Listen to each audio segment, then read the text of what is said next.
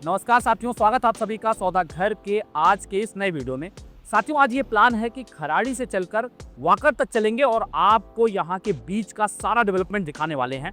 चाहे वो शास्त्री नगर चौक का टनल हो या उस पर जो फ्लाईओवर बनाया जा रहा है, उसके आगे चलकर ऑन द्राविड बीआरटीएस, उस पर जो अंडरपास और उसके ऊपर जो रैंप बनाया जा रहा है, चाहे ये बात हो या फिर इसके आगे जाके जो है वाकड़ में कसपटी चौक का जो डेवलपमेंट है, ये सारी चीजें आपको इस वीडियो में देखने को मिलेंगी।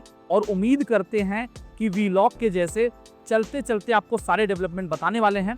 आपको इस वीडियो को देख के मजा आने वाला है, तो वीडियो को आखिरी तक देखें। और आपको प्रयास पसंद तो आने वाला है, तो वीडियो को लाइक करना ना भूलिए, ज़्यादा से ज़्यादा लोगों को शेयर करें और अगर आप सब्सक्राइब करेंगे तो उन्हें प्रोत्साहन मिलेगा। चलिए आगे बढ़ते हैं।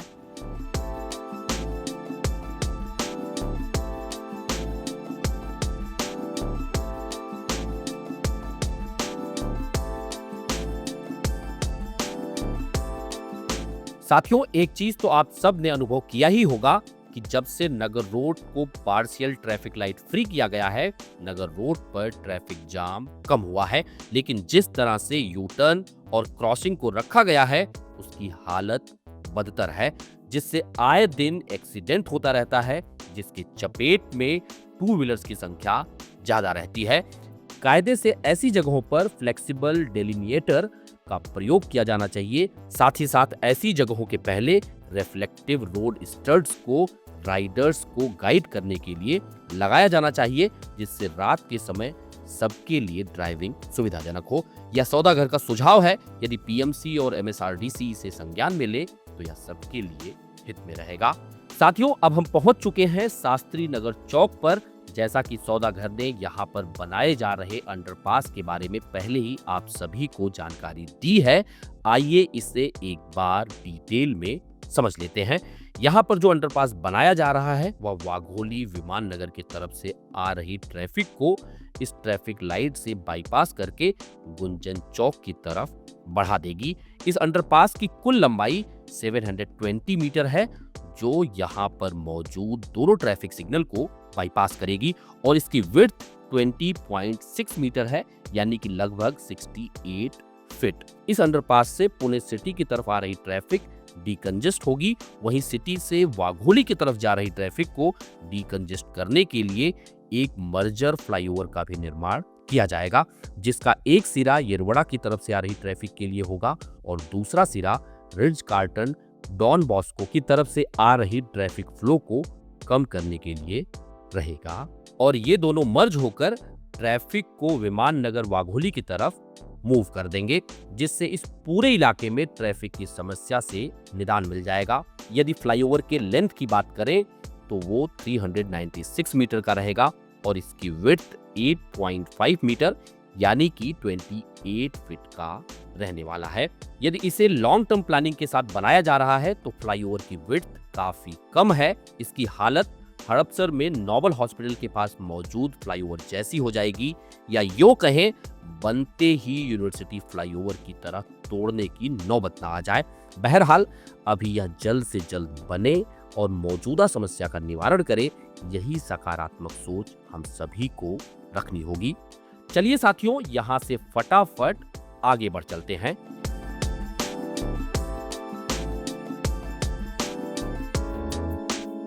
साथियों, अब हम आ चुके हैं येरवड़ा मेट्रो स्टेशन के पास। यहाँ पर एक काफी बड़े प्रोजेक्ट की बात की जा रही है, आइए इसे भी थोड़े में समझ लेते हैं। येरवड़ा से कात्रज के बीच एक ट्विन टनल बनाने की महत्वाकांक्षी योजना है, जिसकी लागत लगभग 7,500 करोड़ आंकी गई है। इस टनल का उद्देश्य साउथ पुणे को नॉर्थ पुणे से बेहतर तरीके से जोड़कर ट्रैफिक डीकंजेस्ट करना है। अभी इस प्रोजेक्ट की फिजिबिलिटी रिपोर्ट पर काम चल रहा है और जैसे ही यह रिपोर्ट पूरी होगी तब आगे की दिशा तय की जाएगी। चलिए साथियों, अब यहां से राइट टर्न लेते हैं।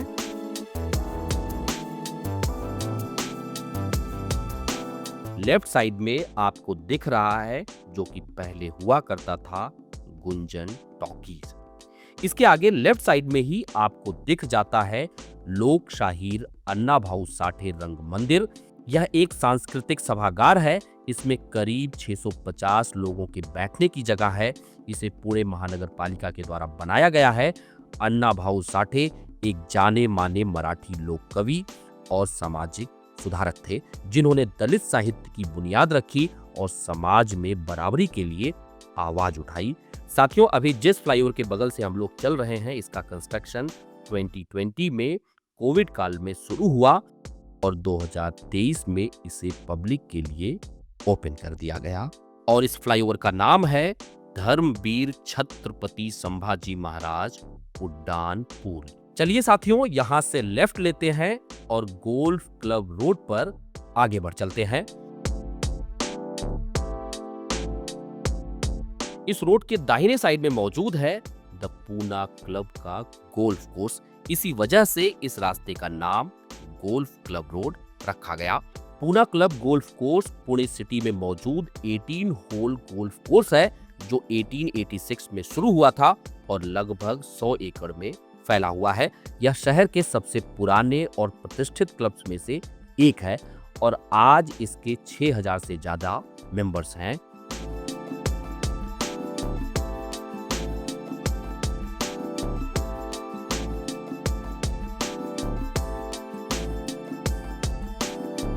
साथियों, अब हम लोग बॉम्बे सैपर्स रोड से गुजर रहे हैं। यह हमें सीधे ब्रिटिश जमाने की ओर ले जाता है। बॉम्बे सैपर्स जो 1777 से है, उन्होंने खड़की की लड़ाई 1817 के बाद यहां अपनी जगह बनाई। यह वही लड़ाई थी जिसमें ब्रिटिशों ने पेशवाओं को हराया था। यानी इस रास्ते पर चलते हुए हम पुणे के पुराने सैन्य इतिहासों के एक अहम हिस्से को छूते हुए आगे बढ़ रहे हैं और इन्हीं ब्रिटिशों की वजह से खड़की के नाम को लेकर दुविधा बनी रहती है। कहीं इसे किरकी तो कहीं खड़की तो कहीं अलग अलग नामों से बुलाया जाता है। साथियों, अब हम लोग पहुंच चुके हैं होलकर ब्रिज पर। आपको दाहिने साइड में जो ब्रिज दिख रहा है, यह काफी पुराना है। 1800 के दशक के शुरुआत में इसका निर्माण किया गया था और इंदौर के महाराजा यशवंतराव होलकर के नाम पर इस ब्रिज का नाम होलकर ब्रिज रख दिया गया। चलिए साथियों, अब फटाफट आगे बढ़ते हैं।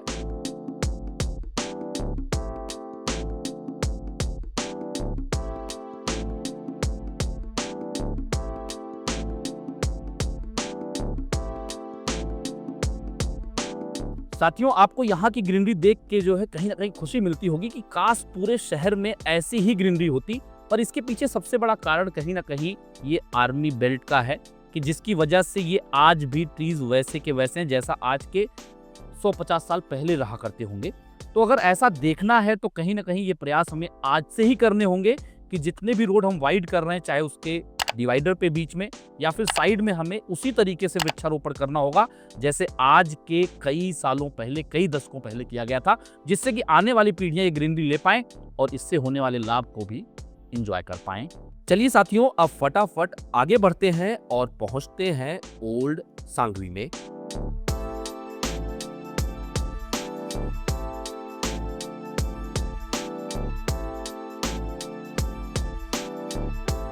साथियों, ओल्ड सांगवी पुणे का एक पुराना इलाका है जहां समय के साथ साथ पुरानी बसाहट एक घनी आबादी वाले इलाके में बदल गई।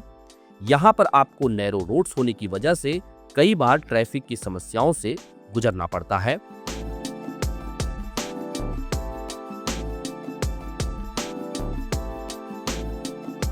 साथियों, अब हम लोग पहुंच चुके हैं औंध रावेत बीआरटीएस रोड पर। इस रोड पर रक्षक चौक पर एक नया अंडरपास और उसके ऊपर रैंप यानी फ्लाईओवर तैयार किया जा रहा है। यह पूरा फ्लाईओवर लगभग 365 मीटर लंबा होगा, जिसमें औंध की ओर 125 मीटर और 240 मीटर जगताप डेयरी की तरफ फैला रहेगा। इसमें मौजूद अंडरपास की लंबाई 26 मीटर, ऊंचाई 5.5 मीटर और चौड़ाई 18 मीटर रहेगी। इस पूरे प्रोजेक्ट की कॉस्ट 18.65 करोड़ रखी गई है, जो कि 18 महीने में बनकर तैयार होगी। साथियों, यहाँ एक चीज देख के काफी अच्छा लगा कि आप देखिए जो डस्ट है साइड में जहाँ पे ये काम चल रहा है, वहाँ पे पानी भी लगातार डालते जा रहे हैं जिससे कि डस्ट जो है वो स्प्रेड ना हो। ये बहुत अच्छी चीज़ दिखी जो कि कई जगहों पे आपको नदारद दिखती है। और एक चीज़ और यहाँ पे मैं आपको बताना चाहूँगा कि ये जो अंडरपास बनाया जा रहा है, इसके दोनों तरफ यानी ये जगताप डेयरी की तरफ जिधर हम लोग चल रहे हैं, इधर लगभग 200-225 मीटर रहेगा और इसके पीछे लगभग 115 मीटर के आसपास पीछे रहने वाला है। यानी कि ये ट्रैफिक को डीकंजेशन करने के लिए बनाया जा रहा है और आज की डेट में इतनी ट्रैफिक यहाँ नहीं लगती थी। यानी फ्यूचर प्लानिंग के हिसाब से पीसीएमसी ने एक बहुत अच्छा कदम उठाया है कि आने वाले 10 साल में जो ट्रैफिक होने वाली है उससे कैसे निजात पाया जा सकता है, उसके लिए आज यहाँ पे काम करके ले रहे हैं।